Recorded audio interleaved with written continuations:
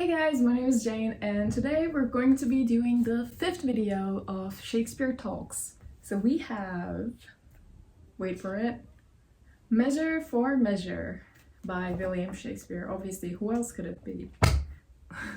So I tried to use this microphone, but for some reason it's not really... There's this weird sound that I don't really like, so we're just gonna do it without this, okay? Okay, so let's just start and get straight into the video. So Measure for Measure is a comedy play by William Shakespeare. Also, if you're asking what this is, that's just Patrick. I love SpongeBob. It's an important play. It's a pretty known play of Shakespeare. Yeah, there are a lot of plays that are not really known that well. It surprised me too. And the theme of the play is basically sexuality and morals. Weird, but we're gonna get to that. And again, I'm gonna give you some of the important things that I found from my favorite translator of all time, Özlem Utku. So like, yeah, okay, it is him. And I take notes on every single Shakespeare book I have because I always forget what the book is about. Yeah, some of them are just a little bit similar, but Measure for Measure really stands out and we're gonna get to it. So it all goes back to Decameron by Boccaccio. I don't know if I said it right. It's a very important literature piece, by the way. If you don't know about it, search about it because this video is gonna be long enough already. And we actually wrote an essay about it since, I don't know if you guys know, I study literature. Comparative literature to be exact. Yeah, we wrote an essay about it. If you ever for some reason are interested about my essay, which was not that good, I can somehow read it to you or something. I don't know, but it's really not that good and I don't think you will care about that. But anyway, so then the Italian writer Giambattista Cinzio Ghirelli wrote Hecatomiti, which was inspired by Boccaccio's Decameron. And then the English playwright George Whatstone, is that his name? That's a crazy name. Then he wrote Promos and Cassandra, a 2-act play inspired by Hecatomiti, you know.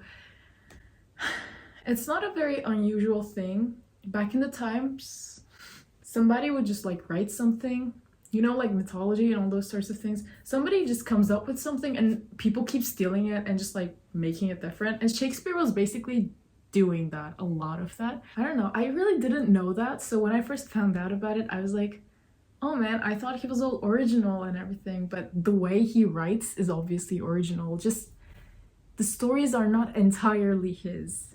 That surprised me first. And we don't know whether Shakespeare was inspired by the Lost play. I didn't write which one was lost, sorry. I don't know, I will try to see if I can find it.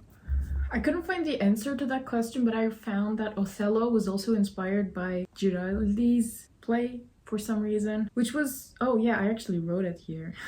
It was inspired by Giraldi for sure, and they were written at the same time, I think Othello and Measure for Measure.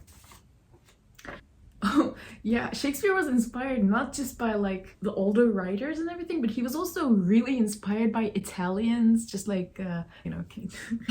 And a funny thing I think about all the time is how Al Pacino is also really into Shakespeare. He's my favorite actor, and since he's really into Shakespeare and Shakespeare's really into Italians, so I can see some love going on there. But okay, let's get some more information from my favorite translator of all time. Not like I know a lot of translators too, by the way, but he still is, okay? There's this Duke character in the play. We're gonna get into it a little bit more in detail, but he's basically very major in the whole story and everything. And he is very similar to the real life King James, Basilican Doron, written by King James. I don't even know what I was thinking. Giving advice about ruling the country to his son, to Prince Henry. Okay, basically what's going on here is that this King James, I think he's called, he wrote this book to give advice to his son, who was a prince, Prince Henry. I don't know if it's the Henry that Shakespeare wrote about. It might be. And if you know, just please write it in the comments. But basically he just wrote like, okay, if you want to be a king, you know how those YouTube videos back in King James's time, he was like, how to be a king, you know, to his son. and Shakespeare read the book too. And we know that Shakespeare read that book, so he was probably inspired by that when writing the Duke character, I think. And like most of his other plays, Shakespeare read an Italian story and got inspired by it, used it, finally made it his original piece by putting pieces of himself in it and all that sort of stuff. Now let's get to the themes of the book. Wilson Knight says that the theme of the book is especially in terms of sexual assault, regarding the rawness of justice, the seeing, what? The feeling of justice, okay, and the human element. I'm confused too, okay? And there's a lot of references and quotes from the Bible, because the Bible was like a huge hit back then. And therefore there's many symbols in the play, like religious symbols, but that's just a normal thing. All characters portray some sort of human element of, okay, some human not elephant, sorry. Okay, the Duke shows the right way to morality, just like in The Tempest. If you don't know what The Tempest is about, we're gonna get to that later, probably very much later, sorry. Prospero in The Tempest. So basically the Duke is like, I'm the guy that will show you the good and the bad. I tell you what's right and I tell you what's wrong. Just like King James writing How to Be a King YouTube video for his son. Continuing on, the Duke controls the action of the play. That's why I said he was important, okay? Okay, controlling the action means that there is this character and what he does basically changed the whole story. So he's the main he's not the main character, but like he's the main controller of action. The poetic atmosphere of the play is too regarding morality and religion. You know Shakespeare cares about poetry, and in this specific book, it's about morality, religion, sexuality, all this sort of stuff that always go together. And just as in Hamlet, the religious theme is very important. Yeah, it is. The religious part actually kind of goes very well with the ethics. It's like doing what's good and right is always the same thing with like religion. Yeah. And the words of Claudio remind us of that. I'm gonna tell you about it later. And though it is not philosophical, these words are important and similar to the grave workers scene in Hamlet. In Act 3, Scene 1, by the way. We're gonna get to that. Also similar to Portia's mercy speech, Isabella's words about mercy in Act 2, Scene 1 shows the merciful understanding of Christianity. So Shakespeare was really into mercy at that time, I suppose. He just kept being like, oh, mercy. Yeah. And the Duke changing to a priest, when he takes his cow, he portrays the image of a god coming from the sky. Okay, I think I meant something like crown or just something you put on your head. I don't think I meant to write cow in here. He had something and he takes it off and he shows that he's a duke, and that's like, oh look, God is here. So basically Duke is like a god in this play. Don't judge me for this, I'm just like reading what other people wrote.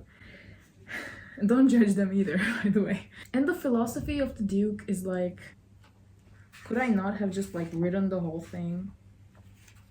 I guess not. Act 3, Scene 1, the Duke. Am I gonna see this? I'm sorry, I can't find that. I just wrote it right there. He says in this monologue that a ruler or priest should not do what he tells others not to do. He's like Jesus and he's like a teacher. So basically he's just saying like, because the person that goes on to be, we're gonna talk about it, he just like does what he tells other people not to do. So the Duke is like, oh, you shouldn't do that. Like, it's obvious, Mr. Duke, you are not like the most smart guy ever, you know. Sorry. And his character change to a priest is to see how his ruling system works. So basically, if you were interested in like the Ottoman Empire and if you watched the Muhteşem Yüzyıl, you know, like I remember when I was young, I loved watching it, and Sultan Süleyman was like sometimes changing his clothes, acting like he's not the Sultan or whatever, and he was being like, oh, how are things over here? And people are like, oh, like this, and he's like, is your ruler a good guy? And he just tests everyone. Duke is basically doing the same thing here. And also, Shakespeare just loves to make characters change into something else. I think just for the sake of acting as someone else. I really like that. And he's trying to see the big picture by removing his already existing perspective as the Duke. He's gonna try to be a better leader too, apparently. I don't know about that. And furthermore, the Duke, as the priest, tries to calm Claudio, who is about to die, instant drama, by showing him his philosophy to death, which is that death is inevitable, an inevitable escape in a deep sleep. So, quick story there. Claudio is going to be murdered, not murdered, like just killed, you know, that's the same thing, because he had a baby with someone who he was not married with, and back in the times, just like a very sinful thing to do. And I think people still don't find it like a very good thing, but like why? Okay, I don't know. I mean, killing the guy is a little bit too extreme, I guess. Basically, the Duke tells this guy, we're gonna get to it, to start ruling instead of him as he's going on a trip, but in fact he's changing to someone else just to see what's going on, as we talked about. He doesn't like the way Angelo is ruling the place as he's not there. Like, he's killing Claudio, but the Duke is like, would you have done the same thing if it was you? So basically, Duke at this point goes to visit Claudio, and he tries to tell Claudio it's okay, death is a good thing, it's an escape and whatever. He's trying to convince him that death is okay, and Claudio is at first like, okay. The Duke is the priest, by the way, acting like he's a priest, and Claudio's like, okay. But at some point, Claudio's like, no, I don't want to die. Nope, never mind, change my mind. And Duke is like, why did you change your mind? We're gonna get to that. And the Duke is like Agamemnon in Troilus and Cressida in terms of his philosophy. I can't tell you more about that. I haven't read it yet. It's a modern perspective, apparently. However, Claudio can't think like that forever. Yeah, he just starts to see death in a fatalist way. Fatalist way, just like Hamlet. And which I think, or I thought when I wrote this, is just the instinct to stay alive. I still agree. Nobody, like, even if you say you want to die, I shouldn't have laughed at that. Why did I laugh again? When something like scary happens, your instinct is just to like get yourself out of that situation. That's what I was trying to say. So it's not that weird. Angelo's response to Isabella's wish for mercy. Isabella is, by the way, Claudio's sister, and she's like, oh, I'm so innocent kind of girl. But then comes the issue of him falling for the guy who's in charge right now. Angelo is like, oh, let me see. This girl, by the way, Isabella, she's like a very religious figure, and she's like a virgin and everything. She's like, I'm so innocent. So as I said, Isabella is Claudio's sister, and she's like, oh, show him some mercy, please. But Claudio is like, by getting justice, I do show my mercy. Which is a very understandable argument, I think, if he was not killing the guy. And then comes the issue of him, Angelo, falling for Isabella, this girl. And he's the worst person ever. Basically a rapist. Kind of, yeah, when you think about it. He threatens Isabella with Claudio's life, and he's like, we either do it or your brother dies. He was already going to die, by the way, but still, that's like, what? And then he's gonna have the same fears of Macbeth later on. Obviously, she is like, I don't want to do that. I don't care if my brother dies. But I completely agree, like, why should she? That's literally rape, you know, like, she doesn't have to do anything with someone she doesn't want to do anything with. That's like, okay, even if his brother's life is on the line, it's like, I don't know, it's just so awful, you know? That's just like, yeah, now that I think about it, I kind of have changed my mind. The return of the Duke to Vienna is the judging scene of the play. If you have seen my Merchant of Venice video, and if you haven't, please see it. The return of the Duke is like the courtroom scene of Measure for Measure. And Lucio, I don't know why, I really like this guy. And Pompey Lucio, his existence is a portrayal of the society he's in. Usually that doesn't mean a good thing. And a usual, normal, random person, not sincere to anyone but Claudio. He's like, he just says whatever he thinks, which is actually, I don't know, sometimes good, sometimes bad. And the only person Duke does not forgive is Lucio. Duke hates him for being mean about himself. Pompey is a little bit more decent or like polite than Lucio, but still he's, you know, he has like this natural meanness, whatever it is. And even when he has his punishment because of his like random unnecessary bad mean words, his character remains the same, which is interesting. Like, he doesn't change with a punishment, which shows that he's just like made that way. And for some reason Lucio is kind to Isabella also.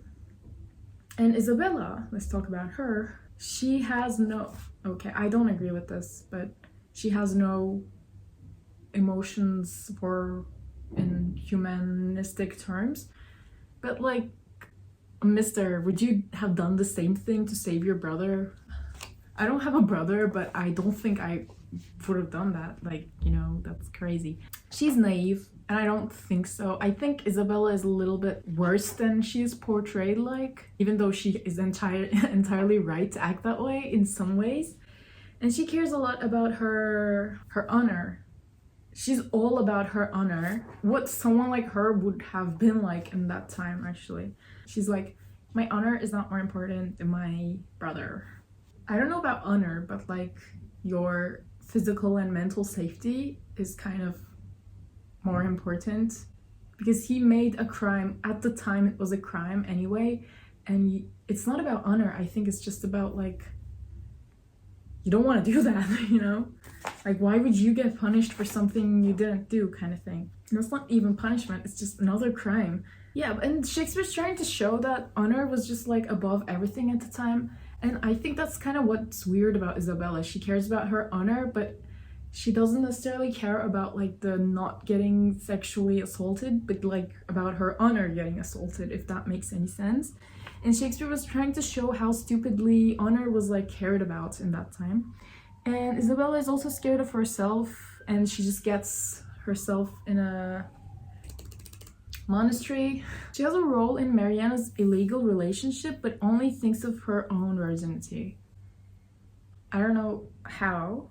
Her anger is not for Claudio, but for herself, and she's not two-faced like Angelo. Isabella is a symbol of naivety, beauty, and charm. I don't think she's that naive, to be honest. I think she pretty much knows what she's doing the whole time. As Pogin from Renaissance says, you can't be born noble, you just become it. I don't know what that has to do with anything. Duke and Isabella get married, which to me is like naivety. I don't think so. And I don't buy that the Duke is like extremely good. He just like takes, I'm sorry, I know it sounds very sexist, and as a woman I don't like saying it, but that's just how people talked in that time, and I'm just trying to explain that. It's not that I think the same. He takes Isabella for himself, and how does that make him any different? Here are some of my other comments. This is gonna be a little bit controversial, not a little bit, very controversial and weird, but I pretty much think Angelo gets raped in the play. He doesn't try to rape Isabella, but he tries to threatens her. Basically, it's kind of almost the same thing. He just doesn't get to do it. He doesn't get a chance to do it. So I don't know what to say about that, but it's just still as bad, I think. What I forgot to mention is Angelo was married this whole time to a girl called Marianne. The Duke is like, okay, it's gonna be at night, and Isabella's gonna be like, okay, fine, I agree, I'm gonna say my boyfriend, my brother. And the Duke basically tells her to agree to do it at night, and I don't know why it will be completely dark, but he ends up sleeping with his actual wife, or the girl he abandoned or something. Basically, Angelo does it with someone that he didn't agree on doing it with. That's why it's rape. I think it is pretty much rape, even though I'm not saying like he doesn't deserve it or whatever, because he tried to do the same thing, or even worse, he threatened a girl to do it with her brother's life, but still he does factually get raped. So the Duke asks for priest clothes and advice on how to act better as a priest, and Shakespeare just loves self-referentials, just like, you know, oh, how to act better as an actor. There's a lot of acting in acting. Also, one of my favorite quotes is apparently by someone called Aeschylus, who said, "Some rise by sin and some by virtue fall." Most famous quotes of Measure for Measure. Let's see. I just remember this quote about being yourself. Oh no, I think he said something like, I think the Duke, as a priest, hiding as a priest, asked this guy, he was like, how's the Duke like? And he was like, before anything else, he's a guy trying to know himself, which is very philosophical. Like, what did you do there, my guy? Yeah, they play, also they, I just said this, but they play a play within a play, something Shakespeare and I think all smart writers and artists adore. This is a play within a play where Isabella, Duke, and the other girl, Marianne or something, Angelo's real wife, they try to convince Angelo that they know nothing. They act like they know nothing and sort of be like, tell me all the lies I already know. And they humiliate him and make fun of him without him just even realizing. And Duke takes revenge on Lucio. Good for him, but I kind of just liked the guy. I don't know why, but more than Duke for some reason. I think he was just sincere for me. And Angelo apparently can't stand his shame at the end. Good for him, I guess. So thank you guys for watching this episode. It was Measure for Measure by William Shakespeare. Wow, it's been 5 Shakespeare books already. I hope you enjoyed this episode, and I hope to see you in the next one. Bye!